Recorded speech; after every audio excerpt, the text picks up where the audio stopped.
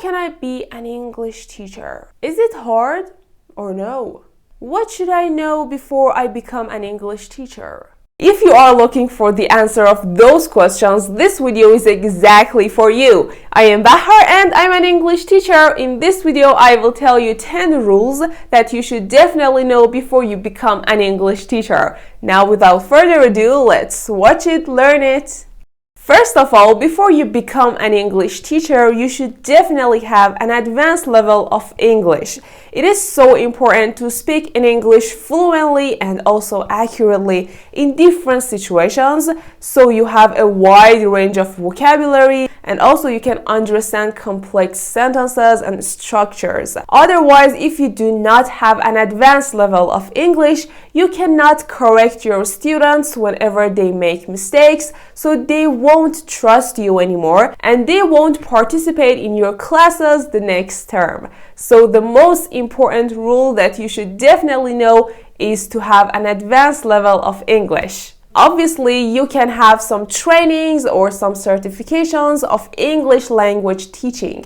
So you can be an effective teacher, you can motivate your students, you know how to start your class and how to end your class. So this can help you to improve your skills while you're teaching English. These are some of the examples of qualifications for teaching English as a second language. You can search about each of them to know which one is the best for you, so you can definitely develop your skills. The rule number 3 is to know your students' level. Well, as a professional English teacher, you should know about the level of English of your students so you can choose the best lesson plan and method for teaching English. As you may know, we have different methods and lesson plans for different levels of English and also different ages. So you should be definitely aware of these kind of categories so you can keep your students motivated and also focused on English learning. The rule number 4 is to be patient. Well, learning English takes time, so it is important to be patient with your students as they progress. Don't expect them to learn everything at once. Whenever you teach a new lesson, try to ask them some questions about that lesson, so you're gonna find out if they have learned that lesson or not. The rule number 5 is to encourage practice. The best way to learn a new language is to practice it a lot. Try to encourage your students to practice reading, writing, speaking, and listening. You can make these practices a little bit fun so they enjoy doing that. For example, in order to improve their listening and speaking skill, you can let them to watch a new movie so they can improve their listening and also speaking skill by knowing the correct pronunciation of English words. Or another example, you can encourage them to start writing a story or a diary for you so they can improve their writing and they know the correct spelling of English words.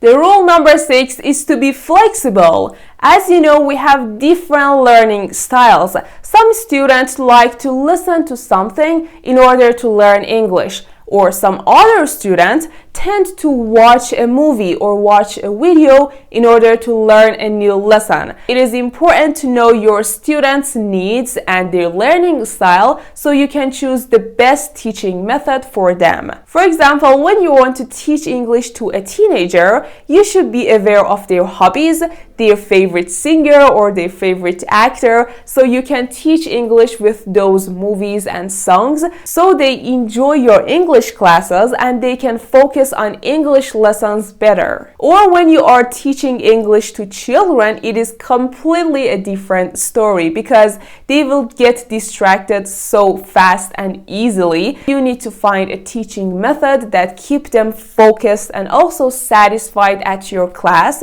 so they feel enjoyed every time they are at your class, so you can easily teach that lesson. So by saying being flexible, I mean you should be aware of different learning styles and also teaching methods based on each student.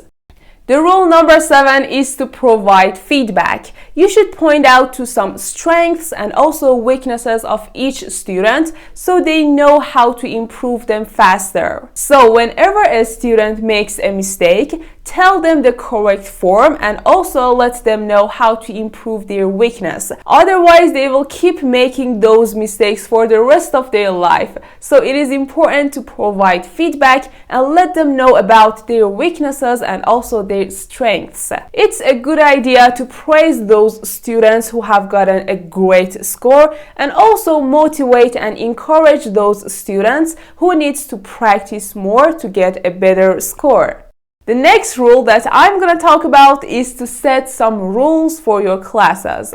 Well, if you want to have the control of your class, especially when you are teaching English to children, you should definitely have some rules so your students know how to behave in your classes. If your students are children, try to make a wallpaper and write all of your rules on it and stick it on the wall. And whenever your students behave in a wrong way, try to point at it and tell them to not do that again because this is not the part of our rules. And if your students are adults or some teenagers, you can make a fun and also colorful PDF or file. You can send it for them to tell them the rules of your class in the beginning of the term. This can help you to have the control of your class so you can teach English in a peaceful and also calm situation. The rule number 9 that I'm going to talk about it is to keep it fun. Seriously, if you don't make your lessons engaging and interesting, your students would definitely be tired and bored at the end of your class. So try to keep your lessons fun and engaging so your student will be satisfied and also motivated to keep learning your lessons.